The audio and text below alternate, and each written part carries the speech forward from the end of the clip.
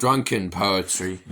I could never quote every word I see as it slips through my lips and dances in front of me. What is there to say? I was not born in Brooklyn. I was not born in Coney Island. I was born never. I was born after the end of history,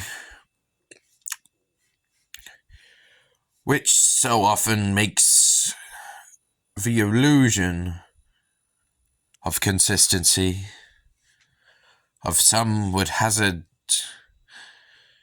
the misguided and terrible guess to say repetition. There is no repetition. You want to know why? Entropy, that's why. Time spreads. Time is spreading out right now, sprawling. It spreads its cheeks, spreads its legs, spreads itself open for all to see now.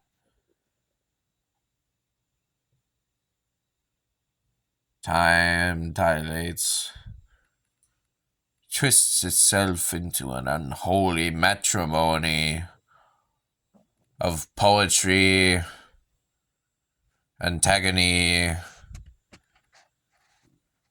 and the misused, warped, disfigured, and imperfect a picture of fortitude of mind, steel, cold as brine, salt water mixing with ice, and the melting ice caps melting into the inky blackness, into the frozen stew, not quite solid yet, because it's so salty you would never imagine.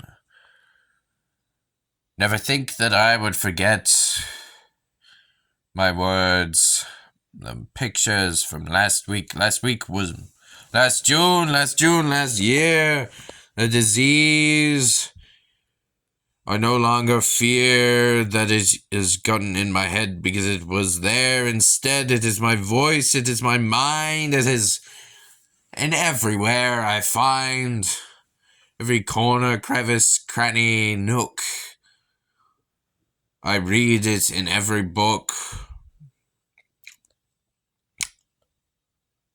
Tea and cakes for me, please. Oh, hold the sugar, I've got to watch my weight. For my bones disintegrate into a stew, into an unloved, uncooked meal. But you peel like the legs of Jessica Biel. Nothing on her, I don't know. She just rhymed. I have literally nothing against it. I'm terribly sorry, Jessica Biel. You should change your last name. No, she shouldn't change her last name just to accommodate my stupid game. I don't know what I'm talking about any of the time anyway. Anywho. What does this have to do with you? Your brain, like everyone else's. What you don't know is that you're all the same. That's what ties you together forever. And when you die, there will be one exactly like you somewhere else. Somewhere where it's more red, where it's less yellow, where it is more green. What you consider to be a strange land, that you get lost in yourself, that you find yourself a strange man or woman, or neither at all. And from this great precipice you fall into a state of solemn decay. Shakespeare disgraced. A race walks the earth. When it's gone, it will leave no memories of itself except the junk lost in space, lost in orbit. We'll never forget it. And yet it is forgetting all the time. You, yourself, your life. What did you do? Do you think yourself so pertinent? Your mind so extravagant that it must be recorded. It must be shown. All the people must know. All of them. Identical to yourself and yet worlds away, alien to your most intrinsic self in your being. They are nothing like you. You can't see yourself in any of them. They are nowhere. They are gone. You are all that exists. There is nothing else. There is no more. And as the water, the waves lap ashore, the time ticks, a forlorn ringing of the clock. The grandfather clock that waits at the top of the stairs in your mother's room. If not in your mother's room, then the mother of your uncle, of your father, of your second cousin's room, of your maid, that man you knew from college. You have never gone to college. You went somewhere. You traveled. And if you never traveled, may you die in the spot precisely where you were born. Not just on the planet, in this exact orientation in the solar system. The exact location. The precise number of years our planet took to circle the sun, however many times it took for it to be in the exact same place, and the exact same place our sun was in the galaxy. You cannot see anything that you do not know. You fill it in. You fill it in with lived experiences. Your brain is built on lies that were invented by lunar spies. It's genetic. It is incurable.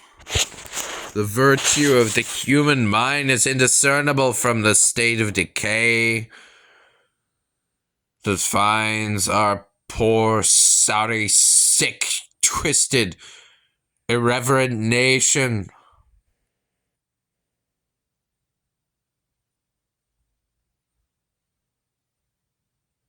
We find ourselves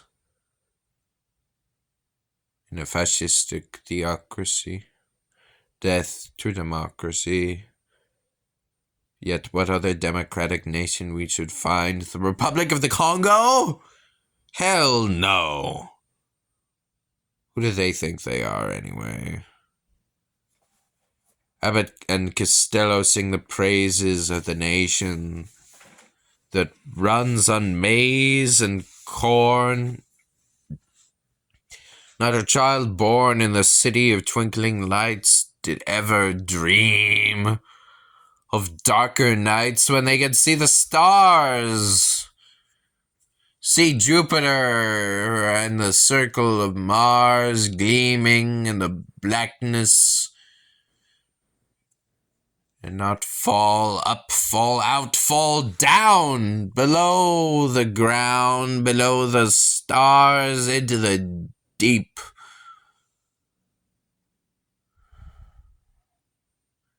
Into the night. Falling into the absence of light, into the darkness,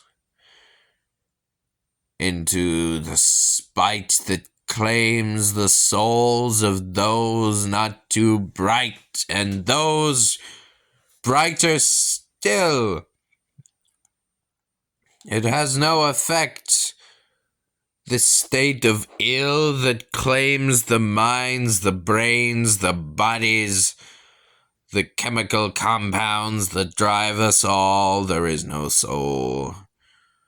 I know that for now and for all. There is no soul. I know that for now and for all. And I know the body may be driven, may be programmed, may be piloted by the sickest and most twisted of machinations, a nation in disgrace by the political ideations, a tribe lost in space, a generation without race, an idea Ozymandias gone without a trace. And for what? For nothing, for not, for ill. Your life was over when they moved in for the kill. And your brains will rat on strings of silent refrain, doing nothing. No achievements to be proclaimed on the heavenly gates of Brahman, Brahma Sutra, Notre Dame.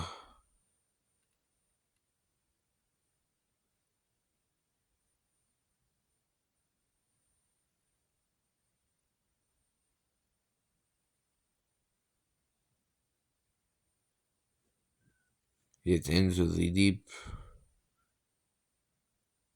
Do you feel love, my friend, with you? Could you live again? Could you see? Could you sail on the seas?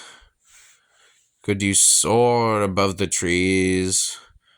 Could you look the Holy Spirit in the eye?